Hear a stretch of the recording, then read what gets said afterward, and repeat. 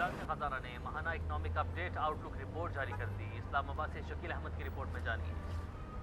कराची में एक और बेरोजगार शख्स ने माली परेशानियों से तंग आकर खुदकुशी कर ली। 6 माह से बेरोजगार खवातीन को हिरासत करने का एक और वाकया। नॉर्थ कराची सेक्टर 11B में मोटरसाइकिल सवार ने गुज़श्ता माली साल हुकूमत के जारी खराजात में इजाफे और कर्जों पर सूद की भारी अदायगी के बायस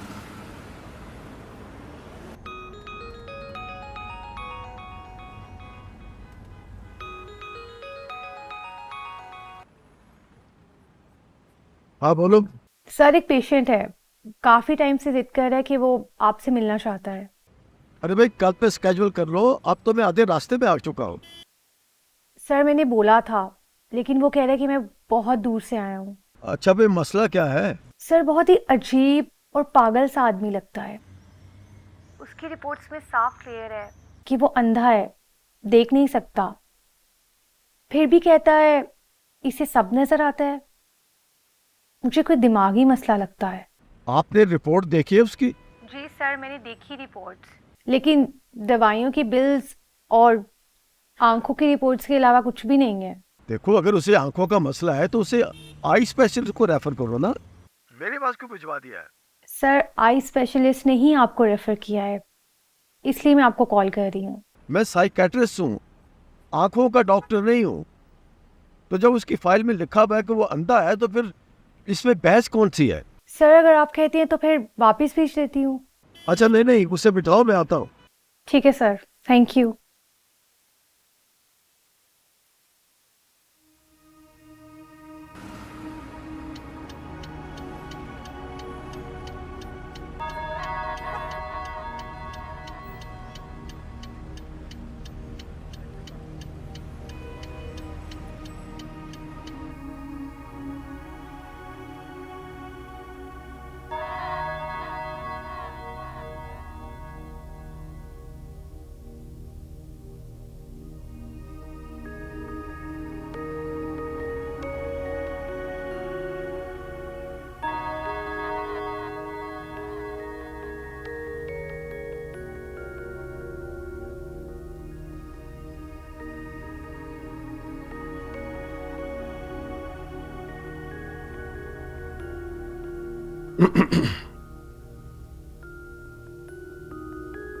तशरीफ रखिए, तशरीफ बैठिए।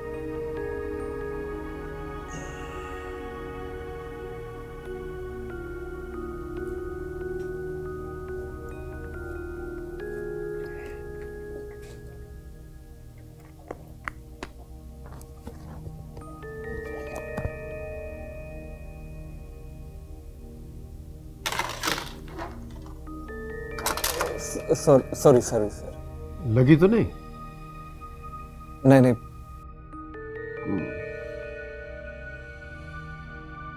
हाँ तो मिस्टर मुख्तार हुसैन, आपकी फाइल पढ़कर मैं खासा तजस्सुस का शिकार रहा कि आप जो दावा कर रहे हैं वो ऐन मुमकिन है या आई थिंक सच भी हो सकता है। आपने बैठने से पहले नबीना होने का सबूत तो दे ही दिया है। अब कौन सी दलील देंगे खुद को नबीना ना साबित करने के लिए? दलाल और सबूत तो मुजरिमों से मांगे जाते हैं। हाँ, अगर नजर आना जुर्म है तो मेरे साथ साथ वो सब लोग मुजरिम है जिन्हें नजर आता है।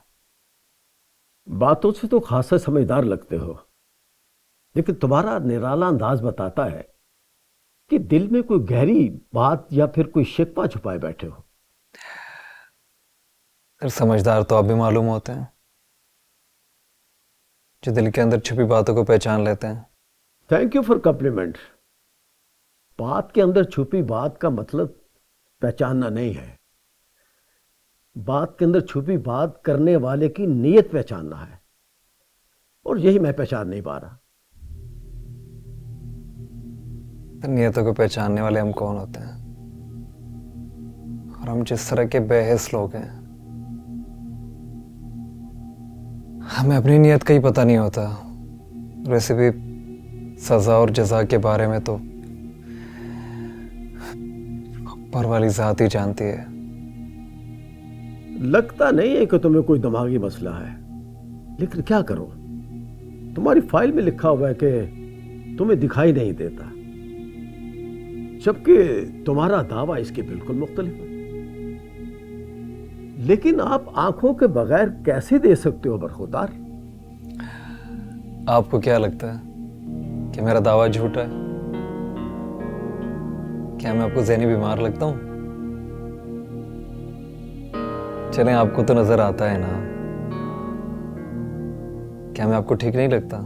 लगते तो तुम वो भी नहीं हो जिसका तुम दावा करते हो, लेकिन तुम्हारे चेहरे की उकताहट बताती है कि तुमने एक तवील अरसे तक एक ही रंग देखा है, और वह स्याह रंग।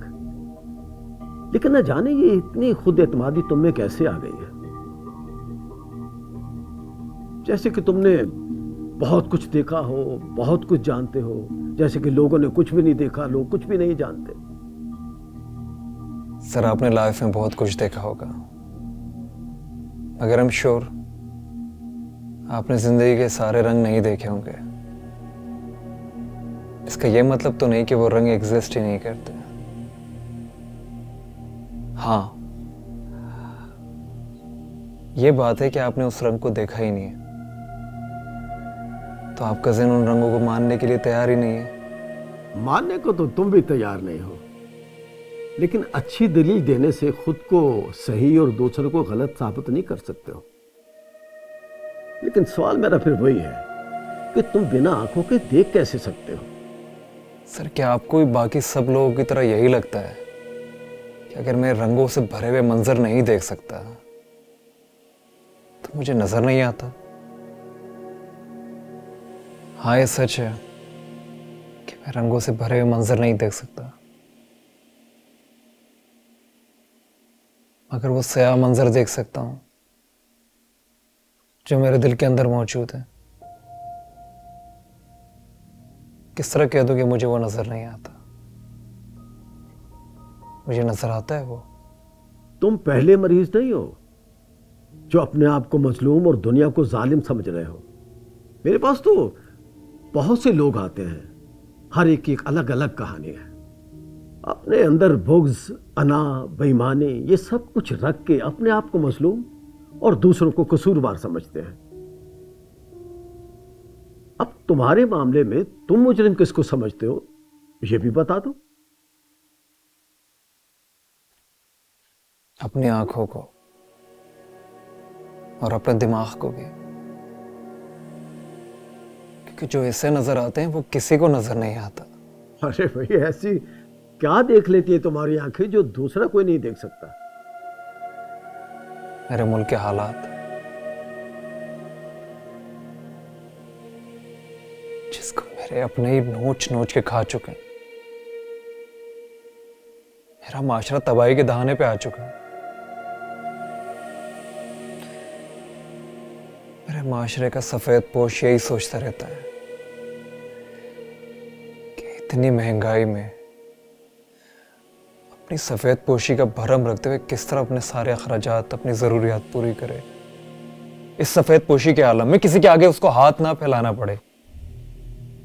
हाँ, कुछ गली हुए कोने पे चमकती हुई लाइटें नजर नहीं आती, पर उसी गली के कूचे पे सोया हुआ भूखा बच्चा मुझे नजर आ जाता है, जिसके लिए तालीम का हसूल मुमकिन नहीं है, माशरे के साथ कंधे से कंधा मिलाकर चलना मुमकिन नहीं है, सर उठाना मुमकिन नहीं है, अपने हकूक मांगना मुमकिन नहीं है।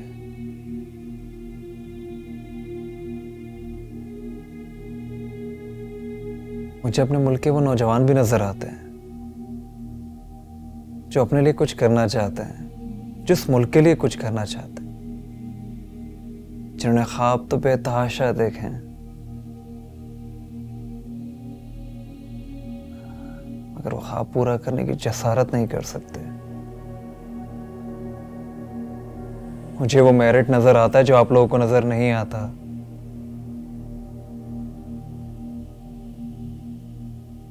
क्योंकि पैसों की बोली लगती है, सिफारिशें चलती हैं, उन नौजवानों के टैलेंट का गला दबा दिया जाता है, सब नजर आता है मुझे। मेरी वो माएं बहनें जिनके हकूक आप लोगों को नजर नहीं आते,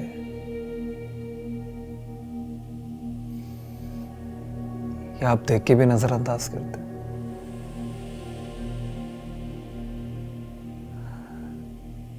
तो सालों से एक ही बात का जवाब ढूंढ रहा हूं कि क्या वाकई मैं नाबीना हूं, इस घुटे हुए माशरे में रहने वाले करोड़ों लोग नाबीना है। आपकी बात सही थी, जो स्याह रंग नजर आता है, अगर मैं चाहता हूं आप लोगों को भी नजर आए, मैं आपसे पूछता हूं, वो स्याह जो मुझे नजर आता है,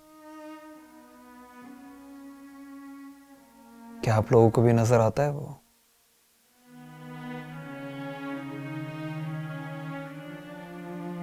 लगता है डॉक्टर साहब मेरे सवालों का जवाब आपके पास भी नहीं है। नहीं, तुम ठीक कहते हो, तुम नबीना नहीं हो।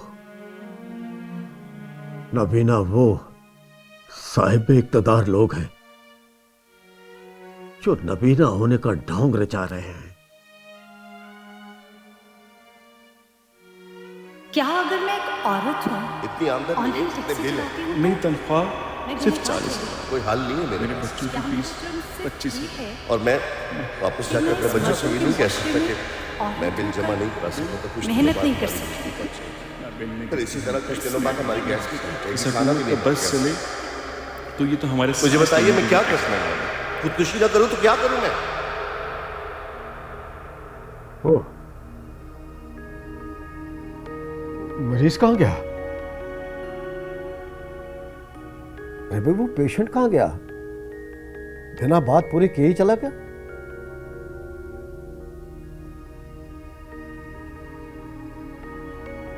अब जी सर, आपने बुलाया? भाई, वो पेशेंट कहां गया?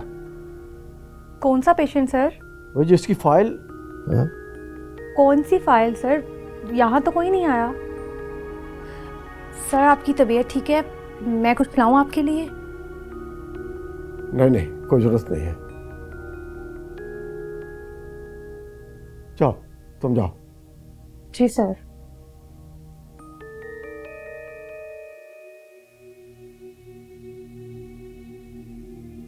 बात तो बिल्कुल सही है, सवाल की हद तक। हम लोग नाबीना ही तो हैं, क्योंकि सब कुछ देखकर भी अनदेखा कर देते हैं।